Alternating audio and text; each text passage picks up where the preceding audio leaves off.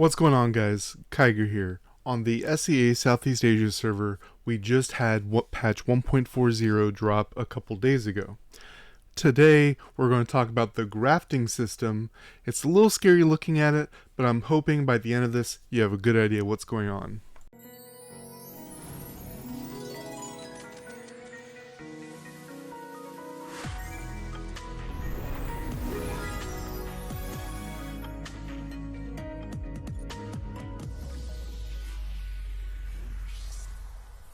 Alright guys, this is what the grafting interface looks like. So what's going on here, as you see, this is the flower fairy system. As you see, you have the upgrade, ascend, will, formation, all that. And once you go here to grafting, at the top, you'll see team 2. So this is your team 2. And then on the bottom, down here, you'll see the fairies you can put into it. So the wording that they use, same attribute. So if you see on the top right hand corner, it says required element, and it's going to be whatever the element is of that top big circle fairy that you have. That's the one that's going to get the boost. The one on the bottom, the smaller circle, is the one giving said boost, and this is going to give that boost based on its star level. And I'm going to show you what it looks like in just a second. But as you see on the right, 1, 2, 3, and 4 is just the base stats that the fairy itself has on the regular fairy screen. T5 is going to be the formation bonus, which is the new stat I'll show you in just a second, as well as the last two on the bottom, 6 and 7, is where the real mixing and matching comes into play. This is going to be any combination of class damage increase, class damage decrease, fairy damage increase, and fairy damage decrease. Exactly what it sounds like, either increasing the damage you deal with your class skills, reducing the damage you take from other players' class skills, increasing the damage you deal with your fairies, or reducing damage you take from other fairies. Now, what this means by having only one slot is only one fairy on your team can have a graft. Later on, they'll be adding more. We don't know if it's just going to be free for everyone. Everyone gets a second and third slot, or if you're going to have to buy them, or if you're going to have to finish missions to get more slots. We have no idea. Assuming they're going to give the slots for free, but we'll see how that goes. Now, showing you the actual guide itself, and then we'll talk about the fairies right here. So this is what the main screen is going to look like. On the bottom down here are the fairies on the team. 1, 2, 3, 4, 5, 6, 7, 8, 9, 10. So your 10 fairies that are on your team. So in this case, team 2, these are the 10 fairies on your team 2. Select your Scion fairy. That is the one that's getting the boost. So now that we have our Scion fairy, Hydrago Flames in this case, we can add any fairy as we see on the bottom. You can either add a fire flower fairy and get that full number. As we see, let's just smaller numbers, block 120 points for T1. If we have a fire flower fairy, and in this case 6-star, it will unlock that 120 block. If it's a different element, it's 25%, so it'll be a quarter of that number, so 30 block.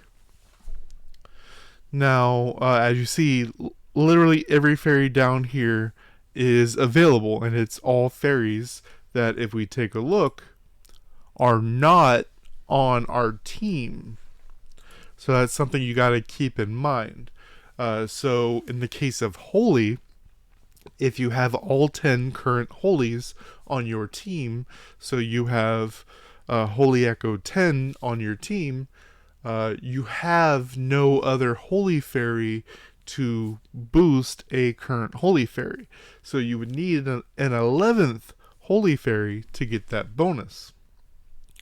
And as we see, it's 6 star, 8 star, 10 star, and 12 star to get the base 4 stats that your fairy already has. 14 star, which is for red, to get the formation attribute bonus. And then 16, which is 5 red, to get one of the up or downs. And then 18, that's 16 is 1 rainbow, and 18, which is 3 rainbow, to get the full effect of everything. Now, as we see, you can put SR fairies into this slot down here, which is a boon. The thing is, as we see right here, this one is a base one, so it's only 4 stars, so it's not giving any bonus. You have to rank it up. Now, their SR fairies max stats are 10 star, which can give you 1, 2, 3 of the benefits. So they can't do a whole lot for you. Now, this SR fairy, if you take it up to the maximum of 10 star, you can put it on any Scion fairy. If it's the same element like this, you'll get the full number. If it's a different element, you will get a quarter of that number. But as I said, only the first 3 stats. This is probably what a free-to-play player's team is going to look like in the future. Now, as we see right here, this is fully activated. We have Milim with Hibiscus down here, giving the bonus, which is crit, attack, block, and HP, which is the stats already on Milim's page. We're getting the 0.5% formation attribute bonus, and we're also getting Flower Fairy damage reduction, 11.2%. So you are taking 11.5% less Flower Fairy damage, and Flower Fairy damage increase 11.2, so you're dealing 11.2% more damage with your Flower Fairies. Now, up here, as I said, I only have one page like this, the Grafting album. So if you come here, up in the top right, up here, question mark, which will tell you all about it. And this book on the top right will show you this album. So it'll show you the top 4, which is all the base stats on the fairy, which is the ones I don't really care about because those are ones you can see on every page. And then 5, 6, and 7 are the ones that I care about. So everything else is going to be 5, 6, and 7. This is every Fire 1 currently available. Gen 1, 2, and 3, which is available on the free-to-play fairy summons, are not available on this, so this is just later tiers, but not necessarily every single one. So T5 is the same for every fairy as well. 6 and 7 are where the real mixing and matching comes in. As we see, Flower Fairy damage increase, 8. Class damage reduction, 8. 8, 8, 8, 8. So for every element, it's going to be plus 8% on the damage increase or damage reduction. It could be a mix and match of all of them. For the holies, it's 11.2%. So you get that little holy tax. So as we see, Winter Cherry, Flower Fairy damage increase 8, class damage reduction 8, Hydreigo Flames, class damage 8, Flower Fairy damage 8, Dahlia, Flower Fairy damage reduction 8, class damage increase 8. Now, I think Dahlia is actually a very good one to have on your team for most cases. If you're just running around and you don't want to change your grafting very often, I think Dahlia is a good one to graft because you'll be getting minus 8% of Flower Fairy damage received, which ends up being the thing that kills most people, and you will be dealing 8% more class damage, which I believe is the main thing you want to be increasing, is your damage with your skills. You have you're using more skills with class abilities. But Flower Fairy Burst ends up being the thing that kills people the fastest, depending on the dodge and things like this. You could argue Flower Fairy Plus and Minus could be the best, but this all comes down to preference. If you're doing something like Top League, where there is no Flower Fairies, then class damage increase, class damage decrease would be the most beneficial. Now, as we see, if you're someone who does most of your damage with Flower Fairy damage, then let's see here. Flower Fairy damage increase, Flower Fairy damage increase, class damage reduction, class damage reduction. So Winter Cherry and Hydreigon Flames are literally the exact same bonus. Just they're kind of flipped, so it's hard to tell. So either you deal your damage with Flower Fairies and take less damage from the opponent's skills, or you take less damage from Flower Fairies and increase your class damage. Moving on to Water, Flower Fairy damage increase, Flower Fairy damage reduction. So if you're doing something like Burning Soul Battle, where people are changing Flower Fairy teams often, Blue Rose is a great thing to use right here. Also, Water has some really powerful damage fairies like Blue Rose herself. So Flower Fairy damage increase, Flower Fairy damage reduction, so massive.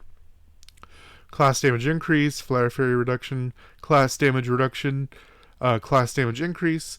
So for Water, if you're doing something like Burning Soul Battle or Shrine Peak, Blue Rose is a great fairy. If you're doing something like Top League or just a normal overworld AFK whatnot, Gardenia is a massive boon. For Earth, we only have Foxglove and Tulip. We can see who's the element that they don't like, right? Flower Fairy damage increase, class damage reduction, Flower Fairy reduction, class damage increase. So if you don't really want to mess around with anything, you could just leave Tulip on and be doing just fine for most game modes. If you were trying to do a certain strategy with bursting damage, then Foxglove would be the way to go. Earth, really, in general, with how they're set up, Primrose has problems landing specifically unless you set her up with a class skill, and a bunch of other things going on, like how the fairies cast their skills. I think Tulip is going to be the one that most people go with Earth. Wind, Eldewise, class damage increase, class damage reduction, Flower Fairy reduction, class damage increase, Flower Fairy reduction, Flower Fairy increase. So similar to what I said with Water, if you are in something like Top League, Eldewise will be your grafting for Wind, and if you're doing something where you want to be doing more damage with Flower Fairy damage, then Tranquil will be the one that you go with. It all depends on your playstyle. Generally, I would probably go with Eldewise because I prefer class damage increase, class damage reduction. And then Holy, look at how many there are. So, as we said with the other ones, Milim, Flower Fairy increase, Flower Fairy reduction, Rimuru, class damage reduction, class damage increase, so very similar to what I've been talking about. Gypsophilia, class damage increase, Flower Fairy reduction. This is a good mix one to have. Gypsophilia, Milim, and Rimuru, really, they care about their specific type of damage. Flower Fairy increase, class damage reduction for Orchid, as we see right here. Also a good one to have, class damage increase, Flower Fairy increase. So Flower Fairy increase and class damage reduction. Class damage increase, Flower Fairy reduction. So you have perfect options for Holy depending on your playstyle. Do you want to deal more damage with your fairies, take less damage from fairies? You want to deal more damage with class skills, take less damage from class skills? Deal more damage with class skills, reduce damage taken from flower fairies? I think a lot of people who are worried about getting bursted by fairies will go with something like Gypsophilia. I think people who are aware of their strategy the most will do something like Milim or Rimuru.